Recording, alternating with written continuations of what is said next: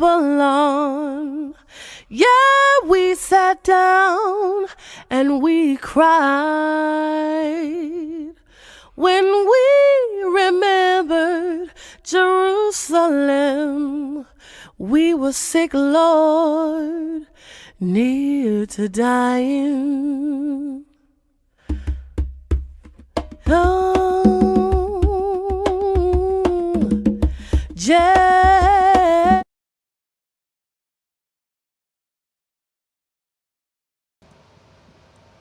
Hallelujah, hallelujah. Blessed be the creator of heaven and earth, Yehudah. Thank you, the Most High God, for another day. Thanking him for waking us up this morning, for giving us the breath of life, which many people will not be doing this morning or have not done this morning. So we always have to be thankful to the creator for waking us up, for allowing us to live another day. And we're here once again. My name is Zurishaddai, one of the teachers of congregation D.C.B, CHOKMAH, located in the Red Hook section of Brooklyn, New York, giving glory to the Most High, King of the universe, Yehudah, for all things and everything, food, clothing, and shelter, knowledge, wisdom, and understanding. Thanking all of you for tuning in, and an early Shabbat Shalom to everyone out there. Thanking the listening audience for constantly giving us your support, and for allowing us to reach your homes and to be with you on a weekly basis. So before we get started, before we move forward today, we will be going into Proverbs 11, which will be done by none other than Nasik, Zurishaddai and Yehudah. But before I get started, I would like to send out my condolences to Nasik in the passing of his brother. May the Most High God be with you, Nasik, and your family, even in this the time of your loss.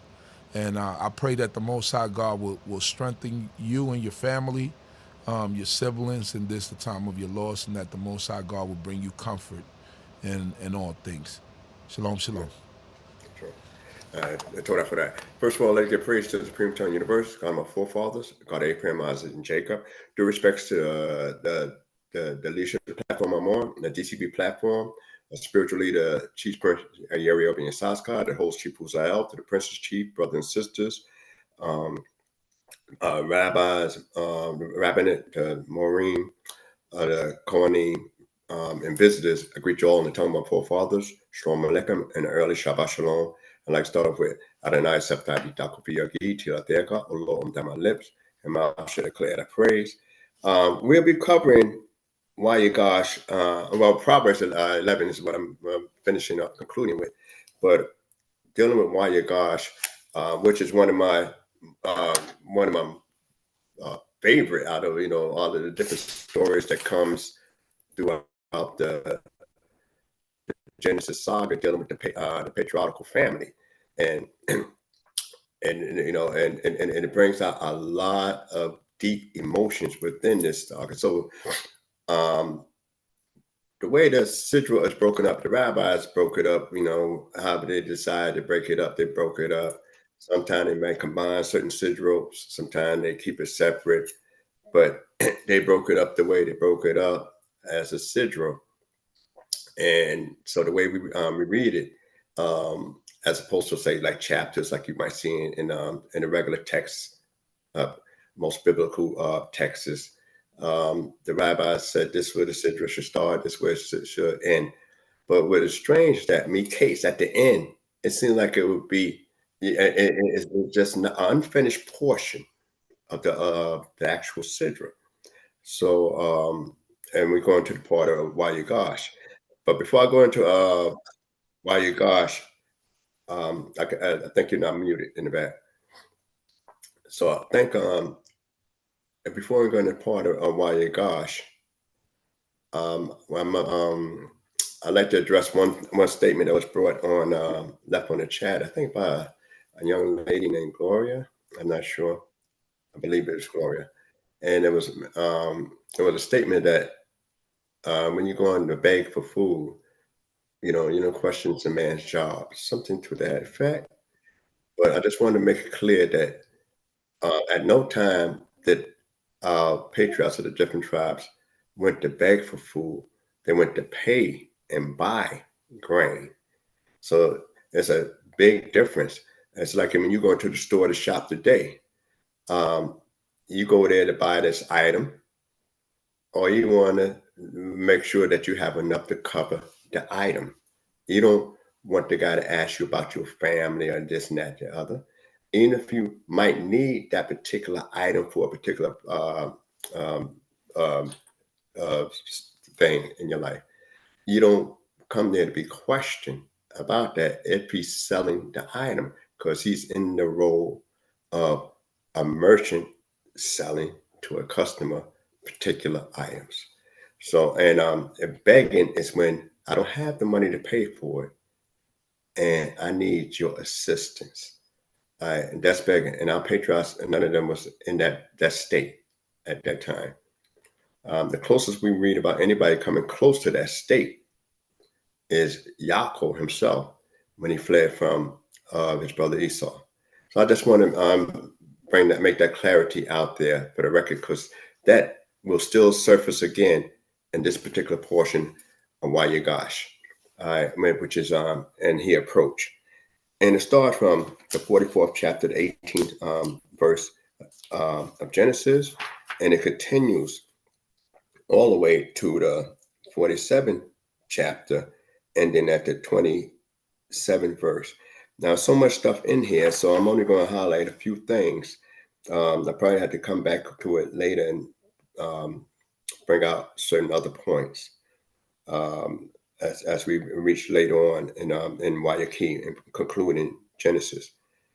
But it starts off, we know automatically now that they came back a second time. So now this is the fourth time they actually appeared before Joseph in the two trips that he made. First time they come to buy grain, we know he charged them as spies. He locked them all up. Then he let one go. And when he would, he kept one and let the rest of them go. And when he kept that individual happened to be Shimon. And after he kept Shimon and let the rest of them go, that was the second time appearing before Joseph and saying that he feared God and he let him go. All right, but it's only one trip. The second trip they come with Benjamin, as we know. Everything is going well for a moment. Then they brought back double the money. Joseph returned their money, and plus gave them, had the cup put in Benjamin's bag. So now, on the way back, he set up Benjamin to appear to be a thief. And so you say, well, selecting Benjamin, why we select Benjamin when he was told already about a lot of stuff concerning his father's relationship with Benjamin?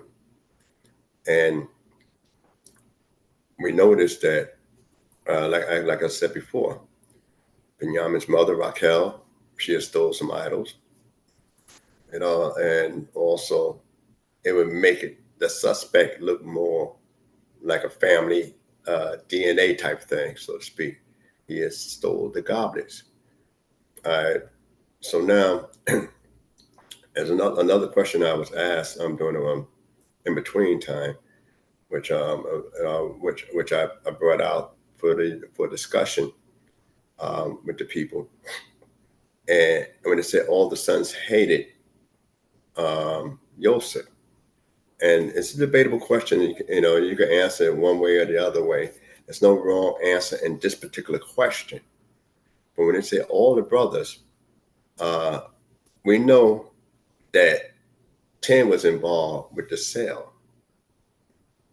But did Benjamin himself hate his brother Joseph by the influence of his older brothers? That's a good question to think of at the time. Where was Benjamin's feelings concerning Joseph?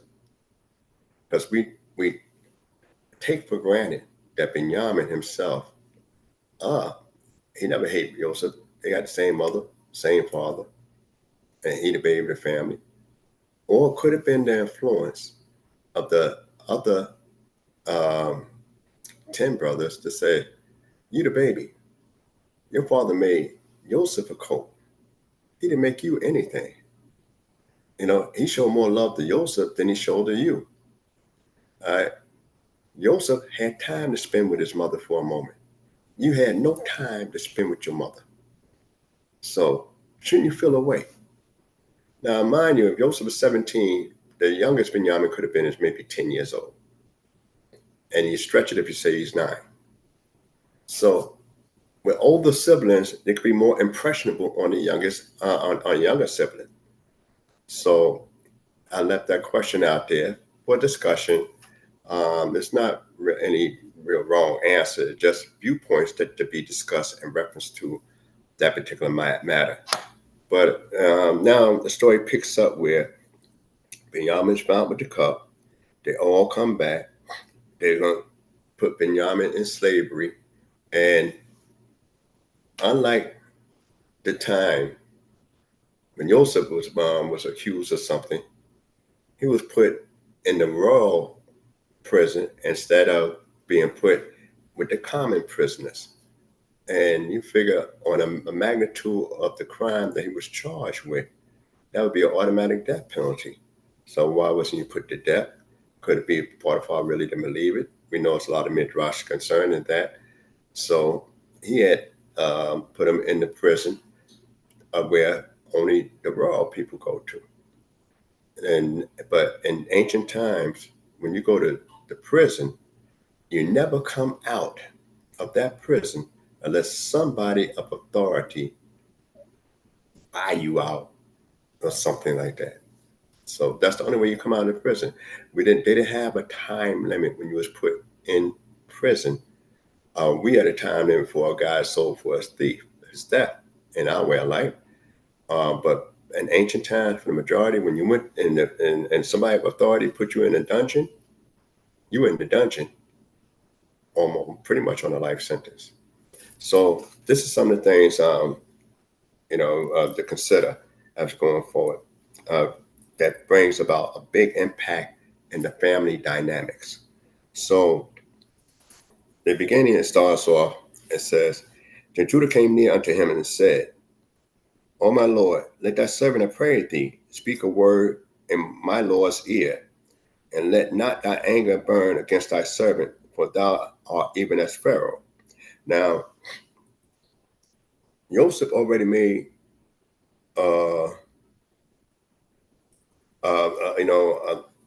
I'd agree, a decision. And in ancient times, when a leader, such as, in high place, a king, Joseph acting almost like a king, a person of authority made a decision, is no longer an appeal to that decision. So now, the way Yehudah approach is like, I need to really touch you, so the word Vayigash is actually, not just an approach, but almost like I got to get within you. And he said, I want to speak a word in your ear. So now, to speak a word in your ear, Joseph could hear him across the room. Why now you're going to say, I need to get in your ear to say something? So that draws a scenario of how desperate and how serious the situation is that Yehudah get ready to approach. They will not settle for Benjamin being left behind. That's number one. They wouldn't settle for that. And Yehudah said, I need to speak to you. And I need to speak up close and personal in reference to this matter. All right, concerning the matter. And he said, we know you like Pharaoh. So I'm not saying you don't have no authority. You have a lot of authority. But right now, it's a more pressing matter involved. Now, we notice that they're not going to discuss justice. They're not going to discuss justice concerning Benjamin as we go forward. And it says, my Lord asked his servant, saying, have ye a father or a brother? And we said unto my Lord, we have a father, an old man, and a child of his age, old age, a little one. and his brother is dead, and he alone is left of his mother, and his father loveth him. And thou saidest unto thy servants, Bring him down unto me, that I may set my eyes upon him. And we said unto my Lord, The lad cannot leave his father, for if it should leave his father would die. And thou said unto thy servant, Except your youngest brother come down with you, you shall see my face no more. So now, the mission was to buy grain. Now they get caught up in a situation because Joseph remembered the dreams. Joseph made it so strange to him. Joseph seen, and recognized his brothers, but the brothers didn't recognize Joseph. Not even looking for him. And I had this same experience myself. I had seen my younger brother for many, many years, and then one day I was walking down the street, and and when I was walking down the street after many, many years, he said, "There, my big brother is right now." Now I'm looking at him all the time. I only recognize him because of what he said. I'm looking at him talk to another individual, and I'm walking down the street, getting ready to go, grab me something to eat. And he said, "There's my big brother right there." And I haven't seen him in more than maybe 15 years, almost 15 years or more. And that's my blood brother, same mother. So when he made that statement, then I seen that was him. I'm being the older brother, he recognized me a lot more and everything like that than I did of him. So I can understand and identify with that story because it's just something that actually happened to me in my life. So when he brought out that information about what you asked, none of that is relative for the business that we came down for at hand. All right, and Yehudah bringing this out. And then in 24th verse it said, "And it came to pass when we came up unto thy servant, my father, we told him the words of my Lord. And our father said, Go again, buy us a little food. And we said, We cannot go down. If our youngest brother be with us, then we will go down. For we may not see the man's face except our youngest brother be with us." Now, there's a lot of things I could bring out here, but I'm just pressed for time. I'll just bring out a few things, all right, before I go into the 27th verse. And one of the things is that they couldn't send nobody else to buy grain for the family. We think and look at the story briefly and say, well, why didn't they just send, a couple other servants to go buy food? Why is it that, they themselves had to go back and buy food in the first place? And then during the famine, you got a lot of treachery on the road, robbing. And then couldn't somebody buy something, buy and hoard up food and sell a great amount of the food at a little bit profit, since I done brought this much? Well, you're also being a wise individual, and you could discuss it further with your various teachers. The thing Joseph will have is a system. Only individuals that can declare a certain type of identity and only allowed to buy so much grain, just enough, sufficient for his family, at a certain price. So it wouldn't be where, like in this country, where they hold back the wheat, they'll hold back this, producing this and producing that to jack up the prices. It was a system, I believe, in place, which is obvious from them going down there, not buying on the road, where people would just get only enough after proper identification to supply their family. So they had no other alternative but to go down there themselves and, improve their pedigree. So we think of the story, about when you got a famine and the only grain that's being sold is down in Egypt, and it's a metropolis at this particular time coming up, then the cattle need grain. If the pasture's not good, the cattle need grain. So it ain't just the human beings involved.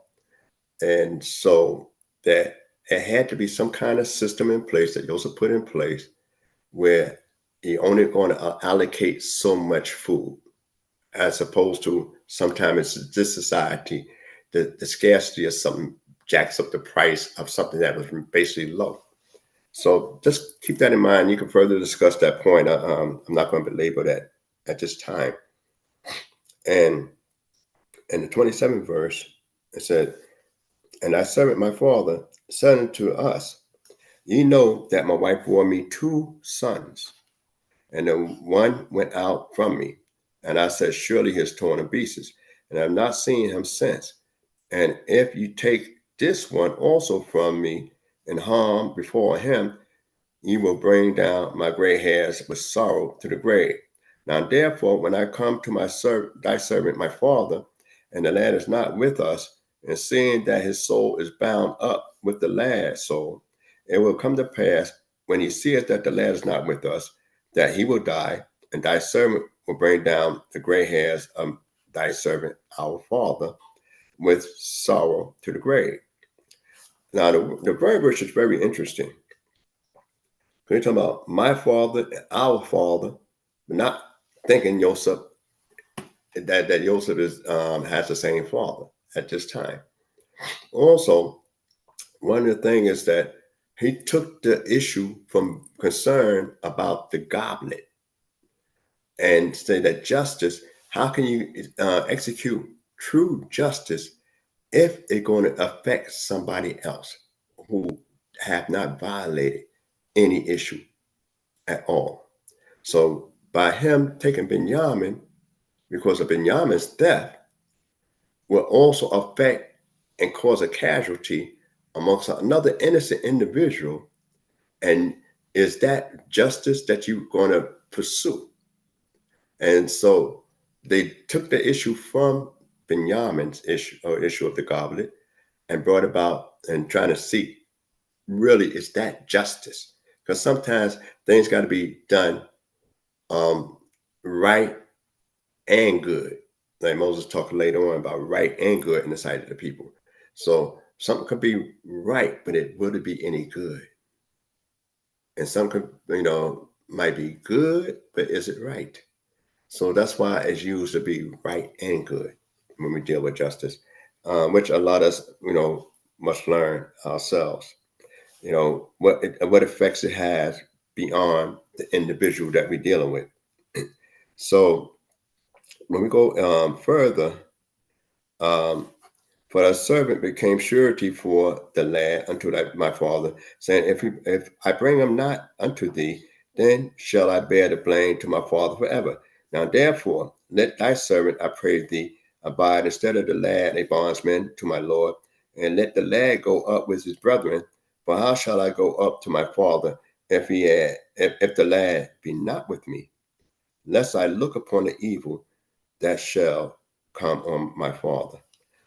So now, when we look at this particular story, and I'm just going to spend a little time on this story, what's interesting is that Yehudah focused on the father and saying, and not only said that, he said that I'm the one that's responsible. Excuse me. I said, I'm the one that's responsible for my father's, for the lad. I took responsibility for the lad. And he said, I would blame and bear the blame forever. Now, Yehudah knows what it is to lose children. He knows what it is to lose a wife. And he knows what it is to lose 2 sons, though he got 2 more sons in their place. But he know that feeling to lose a wife. He know that feeling to lose 2 sons. So he can identify more passionately than any other individual in this scenario because he actually lived through it, and have to, deal with it. And the story changed because in the first part, when they asked about the brother said he was not. Now he said the brother is dead, just in case they tell him to look for this guy, the brother that's is not. So you need to find him. And also, they find Joseph finding out some information. He found out information that now I know how the story went out when my parents and family have not looked for me. My father would definitely look for me, but why he didn't look for me, I know now why my father didn't look for me, because he thought I was destroyed and torn by beasts. That's why he didn't send anybody out to hell and look for me. On the other hand, we can always ask, why didn't Joseph send a message back to Canaan land? Which we're going to touch on just a little bit, maybe, and more so in the next sidra. All right, but just going forward, why he didn't send a message back saying, "I'm good, everything's all right where I'm at." So these are some of the things that we need to consider going forward. All right, and then the 45th chapter, it said, "Then Joseph could not refrain himself before all of them that stood by him, and he cried, 'Cause every man to go out from me.' And there he stood, and there stood no man with him, while Joseph made himself known unto his brethren. And he wept aloud, and the Egyptians heard, and the house of Pharaoh heard. And Joseph said unto his brethren, I am Joseph, that my father yet lived. And his brethren could not answer him, for they were affrighted at his presence." Before I go to the 4th verse, let's look at some of the scenarios here. All right. Joseph did a lot of crying when his brothers appeared. But only other time he ever read that he cried was when they threw him in the pit. He was crying about, hollering about getting out the pit. So then when they snatched the coat off him. So that's the only other time. When he was accused, read where he pleaded for his innocence. Not that it would make much difference, and with the status of his master's wife and he himself being a Hebrew. When he's thrown in the dungeon, he's not crying. He took in consideration somebody else that had a bad day. But who don't have a bad day in prison? But he took in consideration, why is your countenance so low? They should be happy. And then you didn't read where he cried or prayed. And then he said, after he interpreted the dream for the butler, and then the baker who seen that the dream was good, but the butler decided to, tell Joseph his dreams, but his didn't turn out so well. Joseph told the butler to remember him, which is very different from when we get in the end of the Sidra, in Bereshit and YAH, where he said, God will take remembrance or account of you. But yet he didn't say that concerning himself. He didn't think that or ask that concerning himself. Everybody, his first master seen that everything prospers on his hand, that God's working with him. The warden seen that God was with him. Joseph only seen God through the dream concerning interpretation for somebody else. So this is something to discuss even deeper. Joseph, when it came to his own, and I'm just going to throw some things out as we go forward. When it came to his personal life, whatever happened, he dealt with it head on in his personal life. When it came to the life of others, he seemed more concerned. He started off beginning his trip. Excuse me.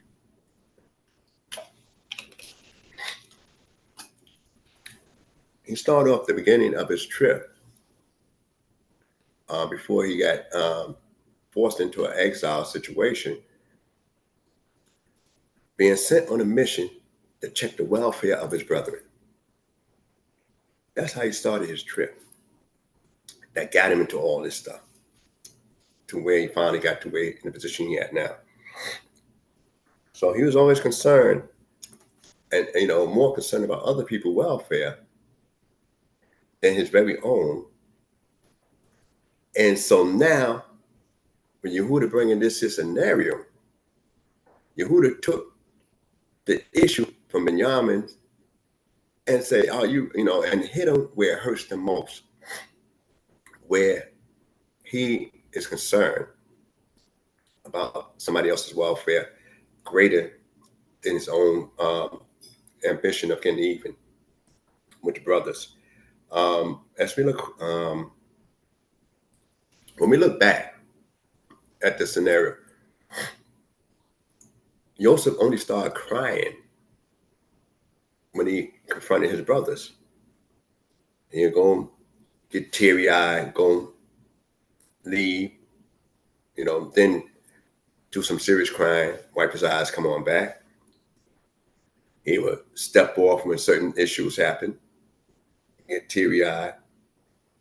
Only now he see his weakness through his brothers. He see his weakness through his brothers.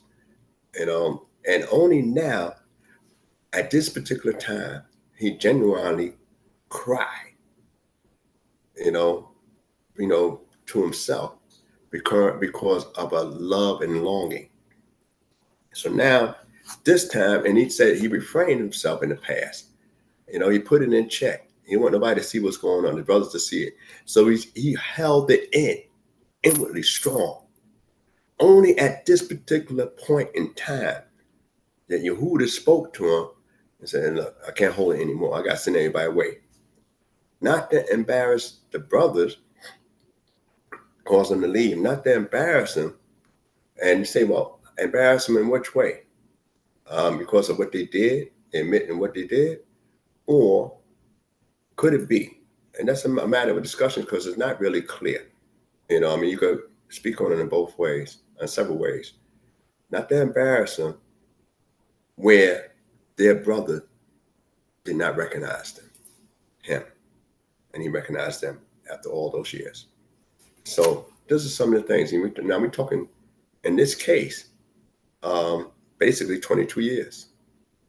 22 years. Now he's been separated from the brother.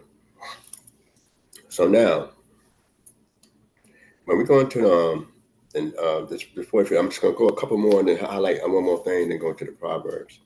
I mean, a couple more things rather. So much stuff here. And he goes on to say,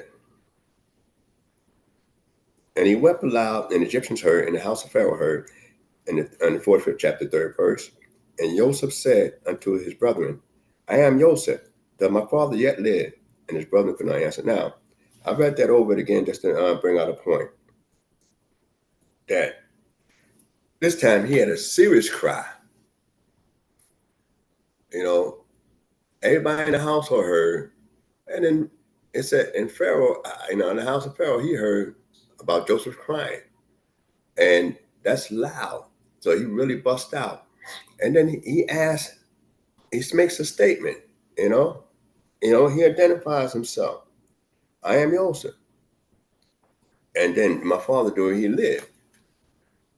Now, what make them ask that question? It seems like that's an answer he should already know. So why ask, he say, did my father live? And also, he used the name Joseph, which was never mentioned throughout the whole Sidra of the encounter between the brother that's missing. No name was given. Only here, a man that could be Joseph used that name. So hence the change of the name was also another area of helping cover his identity. So he said, I am Joseph, a name they never mentioned. And he's speaking to him, but not by an interpreter. And he said, my father. So only now, he identifies not with his brothers. The first identification he identified with is with his father. So that's just something that's really profound to think about. And he asked that question. And why would you think he asked that question? Could it be possibly that if the brothers say, Benjamin ain't there, the father going to die? Is he still alive? Or did the brothers lying and stalling for time? So when he said the life of Benjamin is tied up with the life of his father, and then can you imagine the emotional context that Joseph had at this time? Brothers went to rescue Dinah. They all was hurt because of what happened to Dinah. Everybody willing to sacrifice for Benjamin. And no one showed that kind of love to Joseph out of the brethren. So they, just like he changed a little bit and went through a development, so did his brethren changed and went through a development. And they all were willing to sacrifice, and no wasn't the answer they was going to take by leaving Benjamin behind. And that's what finally broke him down. So in that case, the answer of my father is yet alive. And he revealed himself. When I talk about the Sidra straight up, I go into more details. But and he's speaking, and he convinced them. And only after that, after that episode, and he goes on to say, I am Joseph, your brother, whom you sold into Egypt. And now be not grieved nor angry with yourselves that you sold me hither. For God did send me before you to preserve life. For these 2 years hath the famine been in the land, and there are yet 5 years in which there shall be neither plow nor harvest. And God sent me before you to give you a remnant on the earth. All right, to give you a remnant on earth and save you alive for a great deliverance.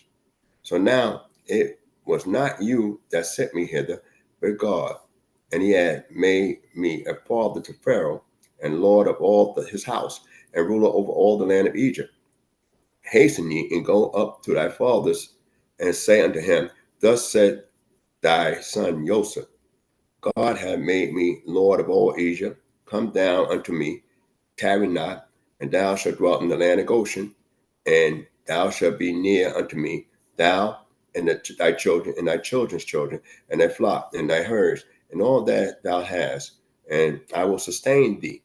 For there are yet 5 years of famine, lest thou come to poverty, thou and thy household, and all that thou hast. And behold, your eyes see, and the eyes of my brother Benjamin, that it is my mouth that speaketh unto you. And you shall tell my father all my glory in Egypt, and all that ye have seen, and ye shall hasten and bring down my father hither. And he fell upon his brother's Benjamin's neck and wept, and Benjamin wept upon his neck, and he kissed all his brethren and wept upon them. And after that, his brothers talked to him. They didn't say the brothers wept in the meeting, just him and Benjamin. Benjamin and him wept on each other's neck, cried on each other's neck. But Joseph was the only one crying on the brother's neck, and then they was able to talk to him. And once he showed that same love to them after he showed to Benjamin. But he brought about and tried to exonerate what they actually did and say, hey, it's not you, it's God. To make them sometimes, and as we get into the Proverbs, is to be able to hide a transgression. And to say hide a transgression in the sense that you don't bring it up, you might bring a laudable part of an act that was meant to be done evil, as we get into the Proverbs later on. And then after the report, but one of the things I'm gonna skip past this because there's too much stuff to cover, and I'll touch on some of the stuff later on. But what we find here is Joseph already said they're going to be in the land of Goshen. Now later on, they're talking about, I'm going to give you an inheritance, a parcel. Something that actually, the Hebrew word kusa is just something that's actually like a diary. So it's a lot of discussion on it. I'm not going to have time to really discuss it that much this time, but we'll get back to it as we go back over this particular portion and touch on YAH. But the parcel is a consensus, a common, and I will share this. Why he automatically sent out that land Goshen as opposed to anything else. And it's described in the text, Goshen is near the land, the city of Ramses. All right. But it's like a territory borderline, with the land of Ramses and in the lower part of Egypt. And it used to be near Metropolis City. Ramses was a metropolis city. So now, when we look at the parcel that he promised, we find later on that he had discussed it with Pharaoh, and Pharaoh talked about that. So one of the viewpoints, I'm just going to share this out now. I mean, you can discuss it further, is that when Mother Sarah was abducted by the princes of Egypt and then brought into Pharaoh's house, Abraham became rich because of his wife Sarah. The Pharaoh of that time never was intimate with Sarah, but he was alleged that he gave her a diary. And a diary was a parcel of ground. As I said in the past, Sarah was the first one that actually had a permanent residence in the land of Israel, which was when the cave of Machpelah was purchased for a burial. He had a permanent residence. She's the first one to reside in that cave.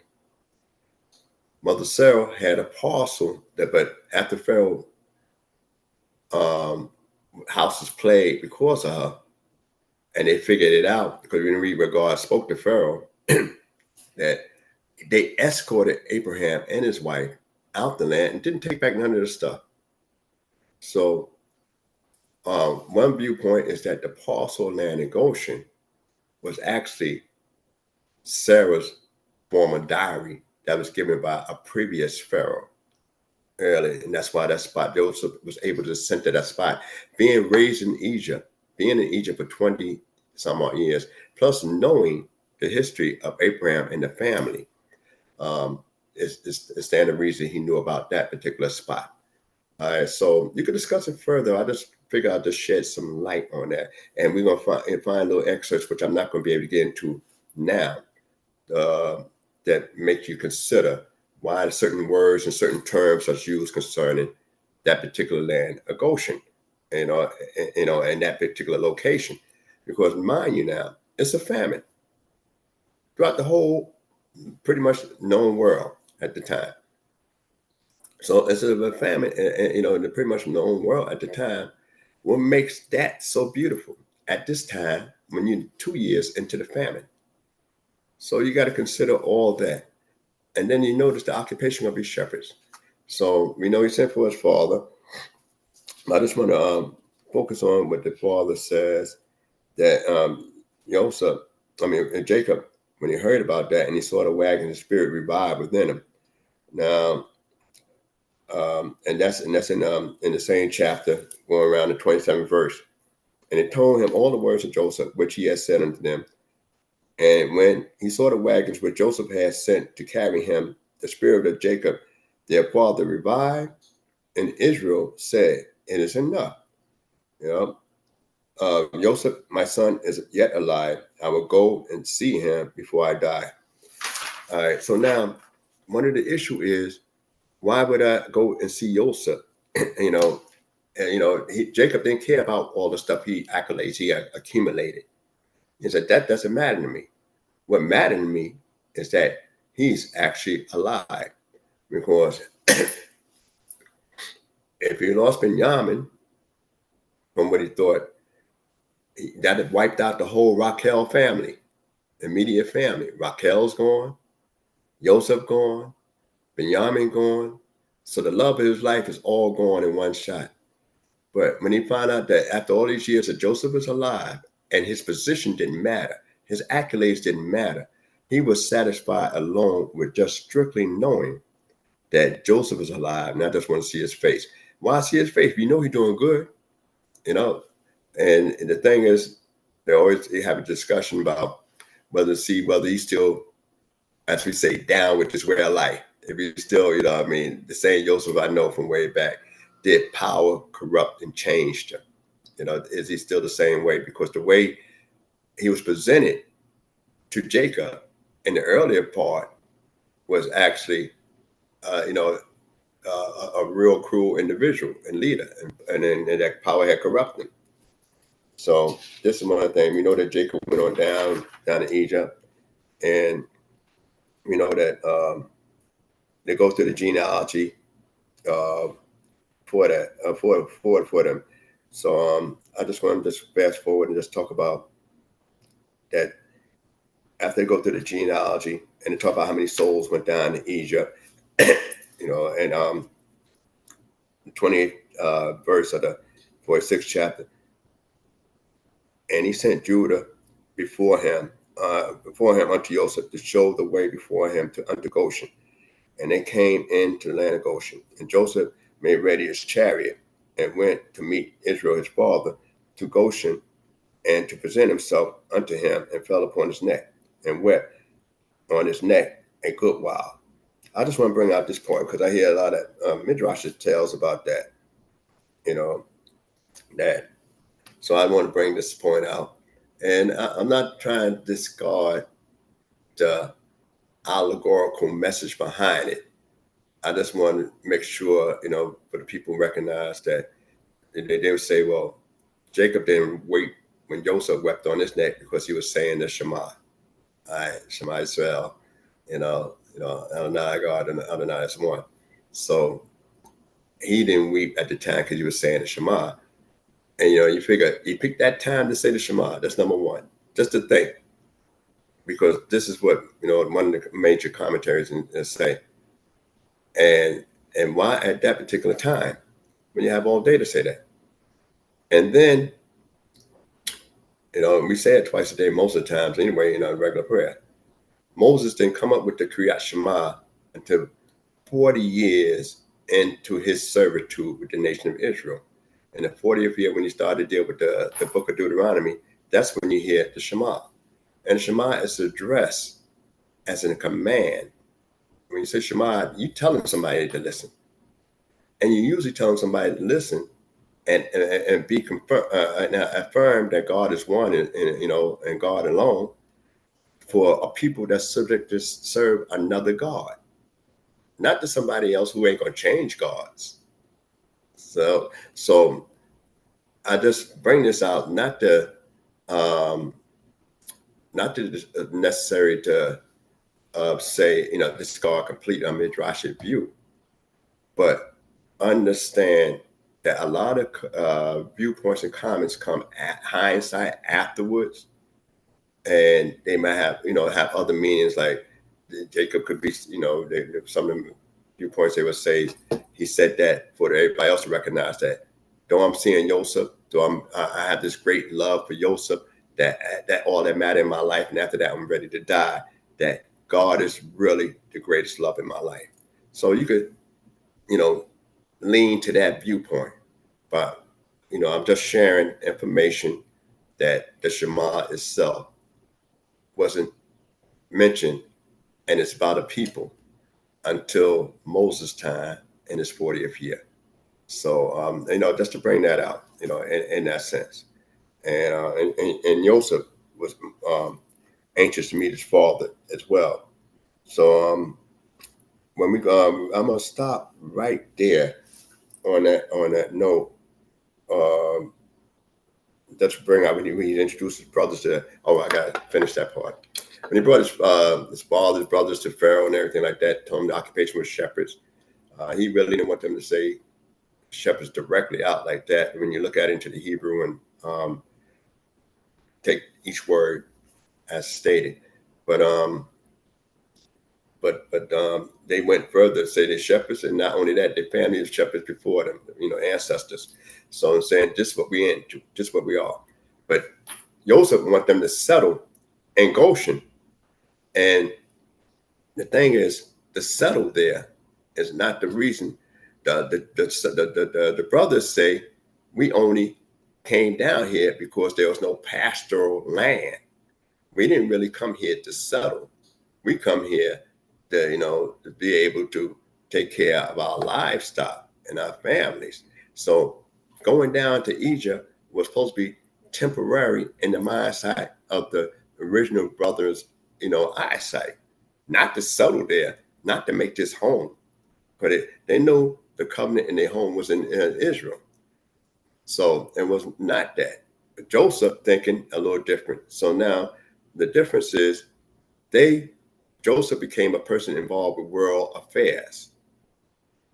And he had very little time to focus on spiritual affairs, while a shepherd and plus had more time to focus on spiritual affairs.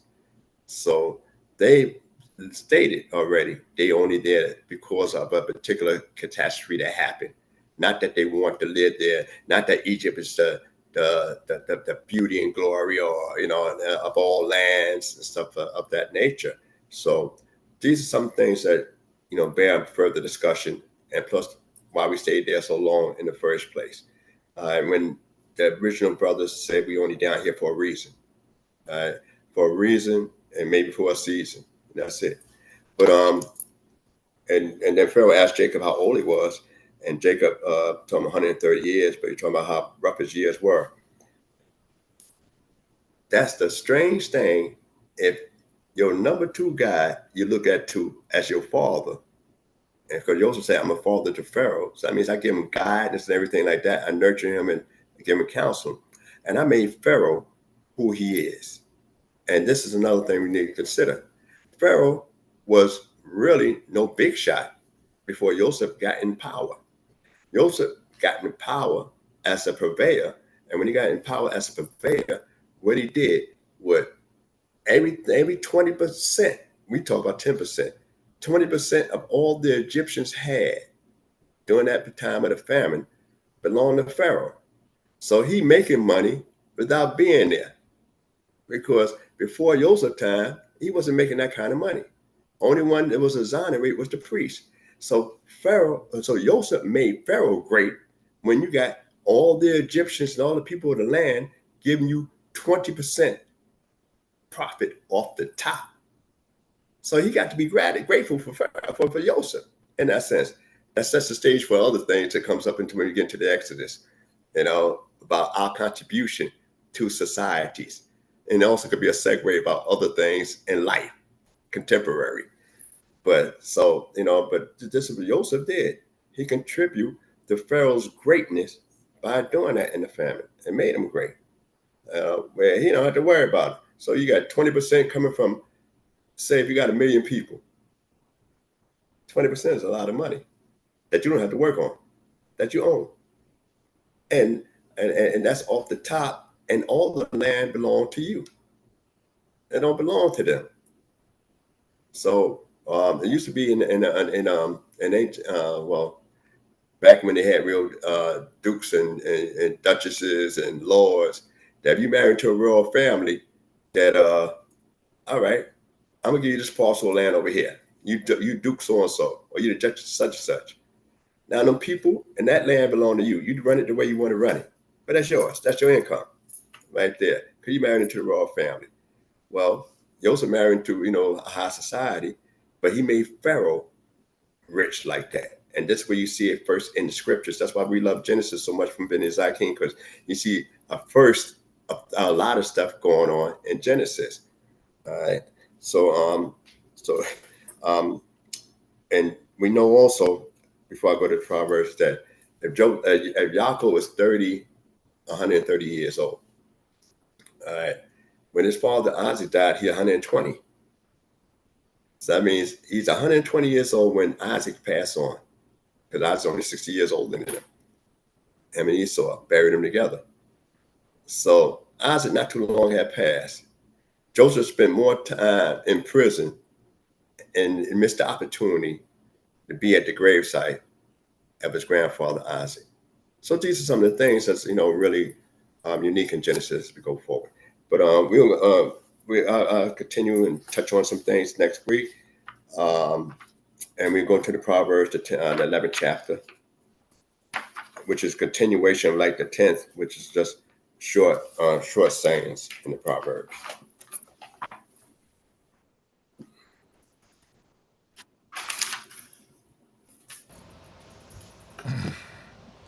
Hallelujah. We go into the book of Proverbs, chapter 11, starting from verse 1. It reads, a false balance is an abomination to Yehovah, but a perfect weight is his delight. All right, now that's like the Lord itself. I mean, that's in the Lord itself. And I tell you, it's an abomination, starting off like that. So this particular 11th chapter of Proverbs, it deals with, character for such as pride, humility, honesty, rewards of good and evil, use of speech, tale-bearing, affairs of state, making surety, in other words, guaranteeing certain people. It talks about women in a different setting, as most of them do. Kindness and cruelty, liberality and avarice, and use of wealth. So it covers a lot of that. Now, a false balance, in itself, an abomination law. But who deals with the balance? Unlike where we got today, we got inspectors, guidelines, all these different monitor groups that watches over scales, weights, measurements, stuff like that. They didn't have that in ancient times. So it depended on the individual merchant to be honest. If you're saying this is a pound, this is 6 ounces, it depends, or this is 5 inches, or whatever measurement they're using at the time. I'm just saying contemporary, or this is 9 inches, or this is a yard. But my yard might be different from maybe Chief Uzel's yard. If I just extend my middle finger out and go to the center of my chest, and Chief Uz is bigger than me, and I'm saying this is a yard. So what would be the standard for the yard? Because I'm going from the tip of my finger to the center of my chest, and Chief Uz going from the tip of his finger to the center of his chest, and he's much bigger than me. So if I'm selling material at a price for a yard, then you definitely ain't gonna buy my material. You gonna buy Chief Uz out. You get more bang for your buck, as they say.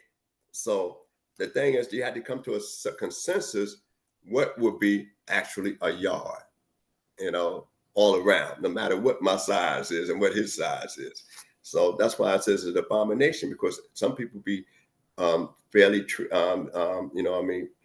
mistreated in there. All right, go on, number 2. Verse 2 reads, when pride cometh, then cometh shame, but with the lowly is wisdom. Okay. All right. That's pretty much self-explanatory. When you got a lot of pride and stuff like that there, then shame will come, because the thing is that you don't know how to humble yourself at times. You know what I mean? You're actually, when you have pride, put on a false armor. That's what you actually do, of character. All right. But it said with the lowly is wisdom. So in other words, if you know exactly what you got, what you are, then you're pretty much satisfied with yourself, and you present yourself whole and full. Number 3.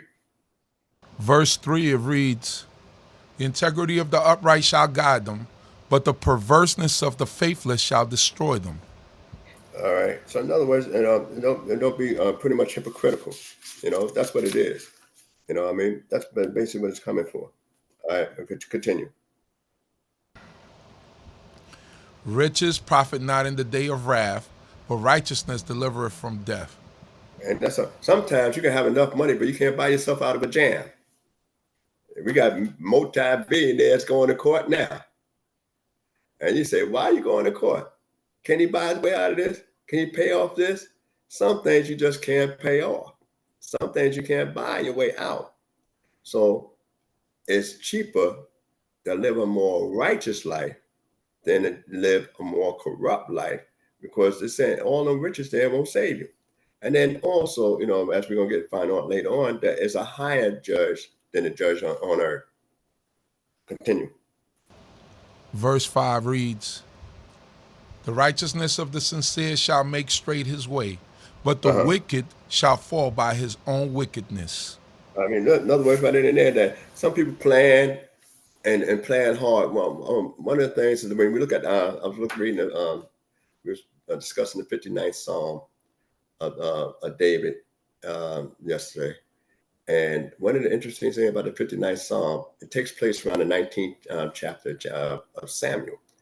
And this, the only Psalm that David basically named his most hard adversary, which is his father-in-law, Saul. And he mentions Saul's in his 59th Psalm. And the final analysis, just to give you a thing of it, is that he's married into Saul's daughter. At that time, Saul's daughter Michal actually helped save David's life and warned him. Jonathan has spoke up on behalf of David in that same chapter, 19th of Samuel. But what's interesting is that David prayed hard for his enemies, but not against them, but not to be destroyed. That they be broken down, because if they destroy and the Creator slay them, that when He slayed them, they know they'll be forgotten what they did and everything like that. But if they're still around, but beat down real low, but they're still around, then also that leave a more lasting impression. And plus, one of the enemies is his father-in-law. How can you be married to your wife and and happy with your wife, and you kill her father? So that what kind of relationship that would be?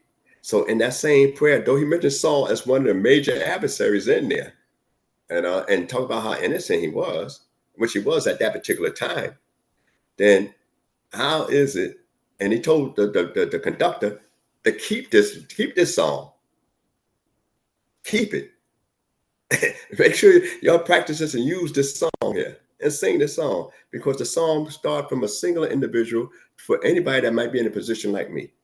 So and just just a little bit, those might want to go into that psalm and look at that psalm, and then maybe look at the 19th chapter, and then some of the verbiage that's in that particular psalm is actually the same. Some of the same verbiage they use when it gets to redemption concerning Passover as well.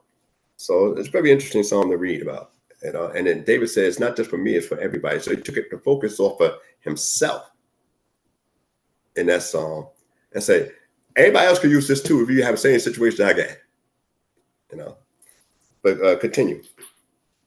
Verse 6, it reads, the righteousness of the upright shall deliver them, but the faithless shall be trapped in their own crafty device.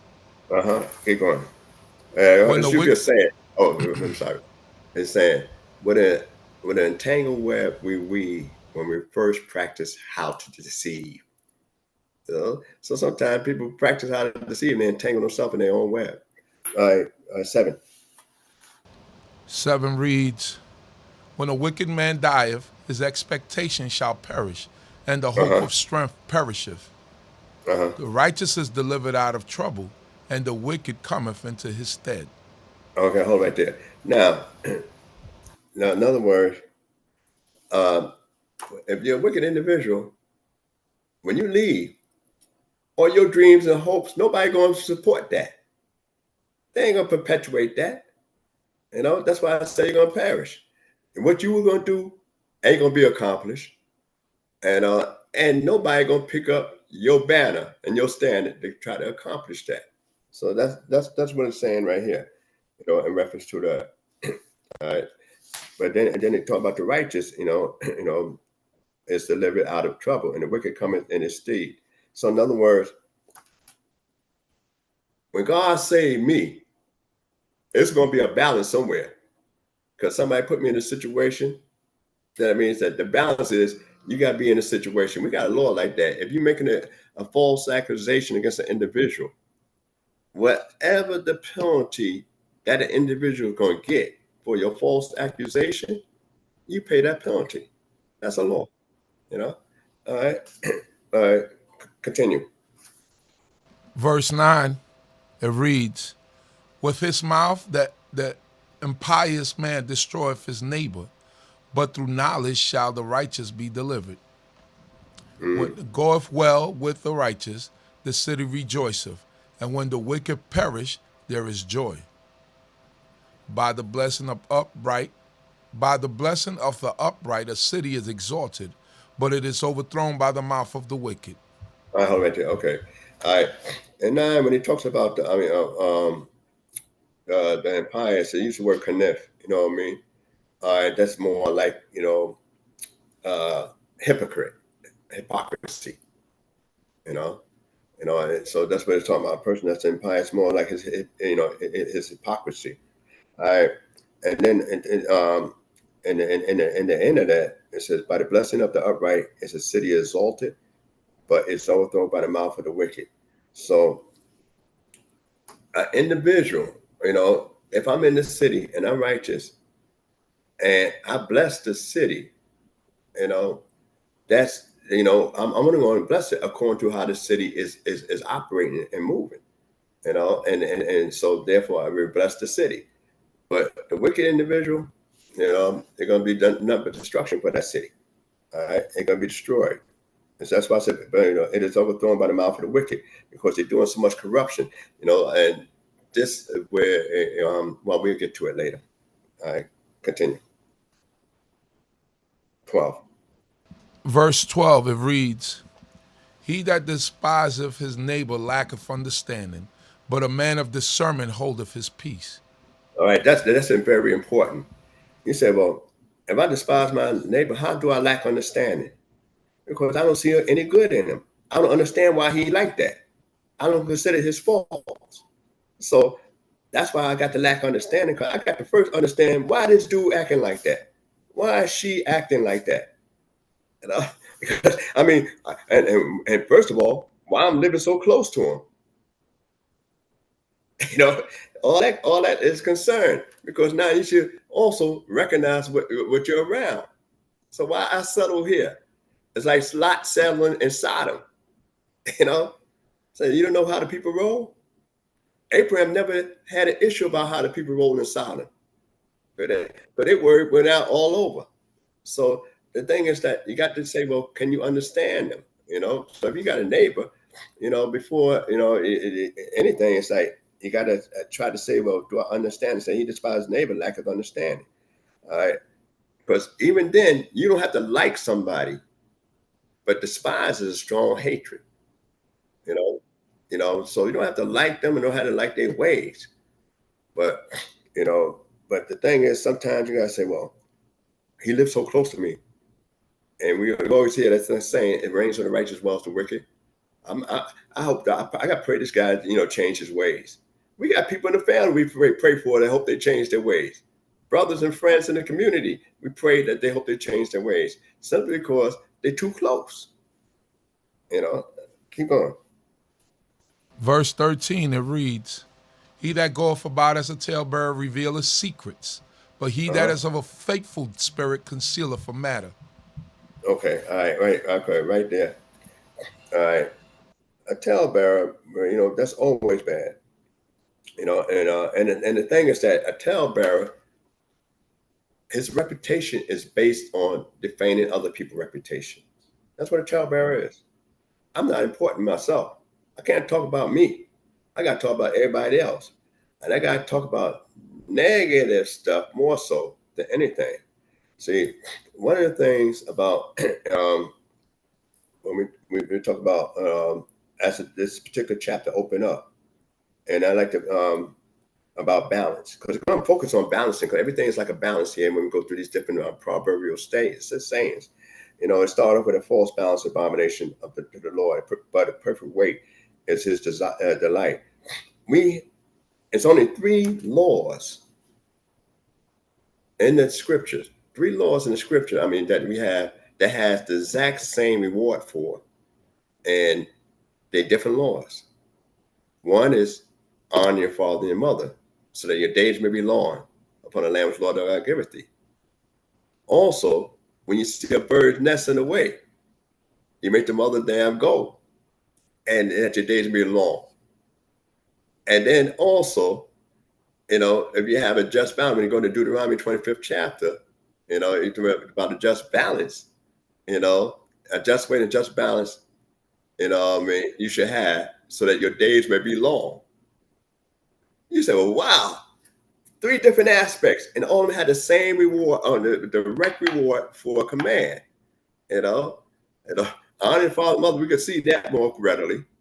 Honoring, as far as having compassion for an animal when you're taking the young and make the mother dam go, that makes some logical sense. And then they talk about a reward, and most commandments don't tell you to specify a reward of long life. But the just weights and balance, if you're a criminal, your life could be cut short. Some people just can't take it. So they tell you a long life in reference to that. And that's how this Proverbs starts off. And they talk about things that could shorten people's life because people leave. So let's pick it up. We got a few more verses here. Verse 14, it reads, "Where no wise direction is, a people falleth, but in the multitude of counselors there is safety." Unlike the Democrat, that's like a real democratic process. When I say a democratic process, is in the sense that with counselors, with a bunch of counselors, you're getting viewpoints that be supported on the same issue for the good. It's the lack of counsel. We figure where, and most of the time we say one man, the ruler, he makes the only decision. The different guys, in leadership, that's all they make. They make the decision by themselves. No, a counsel safeguard and helps. So it specifies, though the leader has his role ain't for him. And that's what they got to remember. The role of the leader is not for that leader. His benefits and his aims and objectives is not for himself. His benefits and an objective is for the people that he's leading. So therefore, he needs counsel so that he can survive in the decisions that he make. And they're only going to safeguard him. So that's why I talk about a multitude of counsel. Sometimes it says, a nation without counsel shall perish. So you got to have a lot of different viewpoints that you listen to. Unlike the American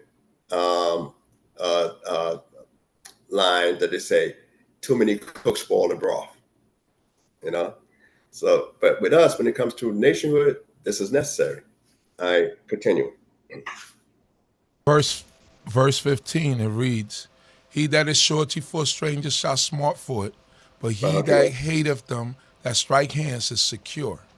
That means making agreements too prematurely sometimes. But go ahead. Verse 16, "A gracious woman obtaineth honor, and strong men obtain riches." Let me just focus on that just for a minute. All right. That when talking about gracious woman obtain honor and strong man obtain riches, what it's focusing on here is that women shouldn't try to say, I need to see how much money I can get. Women should not try to pursue wealth. You're supposed to pursue honor, virtue, integrity. That's what you're supposed to pursue. Men, let them flee after those things that's as elusive, that's not guaranteed, which is riches. And then you say, well, why a man could pursue something that might be elusive, it might be difficult to attain, as opposed to a woman attaining honor. Wouldn't everybody love honor? Honor is good for everybody, But why the women only shoot for the honor and the men shoot for the riches? But they rearing up the family. So they got to try to direct responsible future generations of people. And their integrity, their honor, the eshekayil, that standard is very most important and impressionable on the you. We ourselves say, I need to make more, I need to make more, I need to make more, I need to get this, I need to get that. So we pursue that. And a lot of times we don't never accomplish our goal most of the times, And then if we do get a lot, we still need more. It's sad. And it constantly, we got it. Sometimes when you hear about guys that got 100 million, guys that's a billionaire, you're talking about in our community, You know, I ain't talking about, you know, the other communities pretty much. You know, when I say our community, I mean, you know, people of our color. And you say, well, wow, if they died tomorrow, we wouldn't even know they're missing. It wouldn't affect us. It wouldn't affect us in that sense. And they got to constantly wondering who's after them. And whoever they love, who's after them, who they love. So sometimes getting too wealthy, you know, it's not as good as the honor that you get, you know, as an individual. Because if you sustain enough honor, you got other people that will support your cause. And that's one of the great things about it. All right, continue. Verse 17. The merciful man doeth good to his own soul, but he that is cruel troubleth his own flesh. All right. The wicked earneth deceitful wages, but he that soweth righteousness have a sure reward. Keep going. Steadfast righteousness tendeth to life, but he that pursueth evil pursueth it to his own death. They that are perverse in heart are an abomination to Yehovah, but such as are upright in their way are his delight. Okay, steadfast means cane dust, you know what I mean? So they're abomination, you know, to the Creator. So that's what you know, that's pretty much, you know what I'm saying, perverse in the heart. All right. So I mean, right then you going against everything that's moral. Everything that's moral. All right, continue 21. The hand up. Verse 21, it reads, My hand upon it, the evil man shall not be unpunished, but the seed of the righteous shall escape. All right, in other words, God said, you know, that, you know, I'm handling this. You know, I got this. That's what he said. Don't worry about it. You think the evil man gonna get away? You think I don't notice that? You think I'm letting him slide? No, I'm on it. You know, like we say, word. You know, that's what he's saying right then. You know, in this particular verse. So it's like eye to eye, hand to hand. Continue. Verse 22, As a ring of gold in a swine's snout, so is a fair woman that turneth aside from discretion. In other words, that beauty, you know, you got something that's beautiful and put it on something ugly. So it's like destroying the beauty of an object because it don't fit that individual or where you're placing it at. So that's they used to say you know, a ring on a snout, a swine's snout. That's what they usually talk about. You know what I mean? And so, yeah, a ring of gold on a swine's snout. And so, and it's like a woman that have no discretion. Some women figure, I know I got it going. I got the bang here. I got the bang here. I got the Coca-Cola bottle look. You know what I mean? I got the eyelashes that when I close my eyes, they still be waving and stuff. You know what I mean? Like that.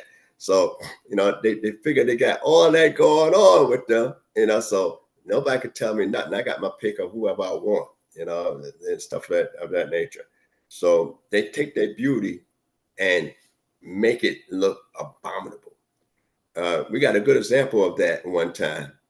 One of the women they called Jezebel painted herself up like a picture, stood in the window like it was a portrait.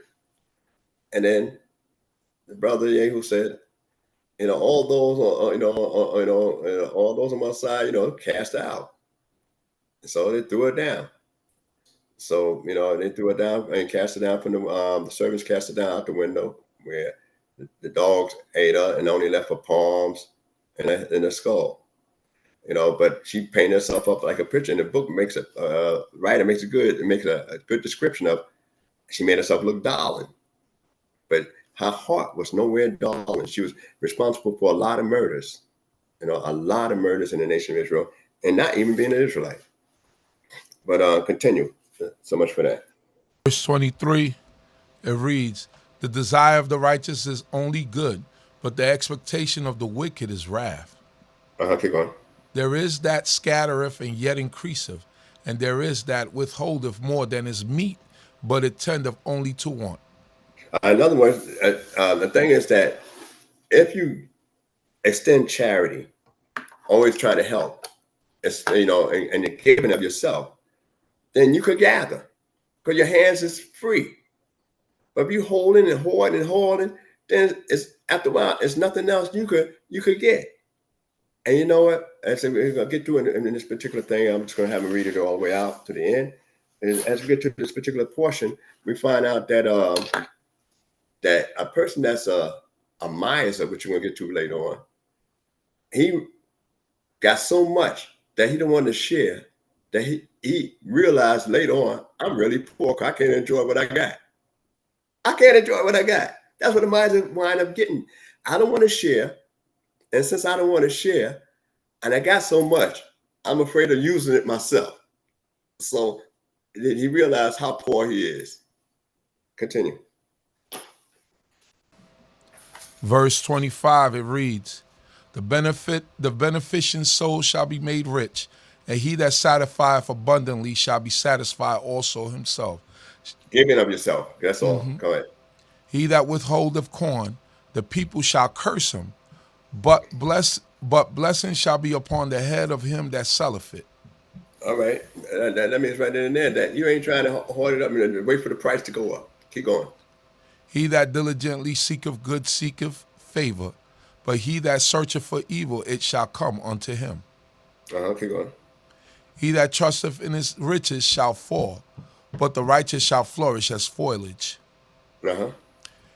He that troubleth his own house shall inherit the wind, and the foolish shall be servant to the wise of heart. That means you trouble your own house. That means right in there. There is nothing. you don't know how to run it. That's right. Basically in a nutshell. You know what I mean? You causing nothing but chaos in the house. That's all you're doing. Causing chaos. Won't try to maintain it, won't try to dress it up, won't try to let this go, let that go, let this cave in. You're going to inherit the win. So in other words, it's teaching you to be responsible. That's all it is. Teaching you to apply responsibility where it need to be. Verse 30. The fruit of the righteous is a tree of life, and he that is wise winneth souls. We should say in the camp, and take a wise man to win a soul, and a wise man to keep a soul. All right. But when we talk about the fruit of the righteous, and we read the Psalm, the righteous should grow like a palm tree. He should grow like a cedar in Lebanon. So he used one that's God's righteous for himself, and another one that actually bear fruit. All right, that's the one that extends himself. So it is that if the fruit of the righteous is a tree of life, and he that is wise winneth souls. So if we win in souls, you actually talking to a man's heart to try to bring him closer to Creator. We have a saying amongst our group when I grew up on, said to win friends and influence people to a better way of life and a better lifestyle. Not to follow me. I'm winning the souls for the Creator. I'm handing them over to the Creator. I'm not the yardstick, though I would like to be the yardstick. You know what I mean? But if he pick up anything from me, he's gonna try to do the same thing I'm doing, try to bring more people in closer to the Creator. And that's where you can really bear some fruit. And the last verse. Behold, the righteous shall be requited in the earth. How much more the wicked and the sinner? All right, you find rest in the earth. How much more? In other words, you're gonna bring a stop. You're gonna bring a pause. We quit it. You're gonna have a little pause. So that means that if they got a pause in the earth, how much more the righteous ain't gonna be going? The wicked ain't gonna go on unchecked. The righteous got to have a break, and the wicked gonna take a break, and that means that it's a divine governor over everything. I hope you got something out what I said. I know I went a little fast on the Proverbs. There was so much and other stuff, and any mistakes by my own, and any comments you can leave in the chat. And I welcome all kind of comments, and if I'm able to answer, I'll try to answer. If I'm not able to answer, I just say, well, I can't answer that one. We both might have to look for that ourselves. So, and enjoyed the week early. I'm gonna say Shalom Aleichem and early Shabbat Shalom. I was expecting you to touch on the 10th of Tevet, but I guess we ran out of time. Yeah. The 10th of Tevet itself, which you passed already. I think I made mention of it last time, but the fast over, that was the besiege. That's the beginning of the end of the first temple. That was that. So the 10th of the Tevet was the beginning of the end of the first temple itself. Right. Hallelujah. Torah by Nasik. May the Most High God bless you. Everybody. All right, Shalom. Let's get knowledge, wisdom, understanding. We'll do our standing. All praises to the Most High, His laws and commandments. The CHOKMAH BINAH here to push it through your speakers. Judgment, truth, and love should be coming from the leaders. Yeah, knowledge, wisdom, understanding. We'll do our standing. All praises to the Most High, His laws and commandments. The CHOKMAH BINAH here to push it through your speakers. Judgment, truth, and love should be coming from the leaders. Yeah.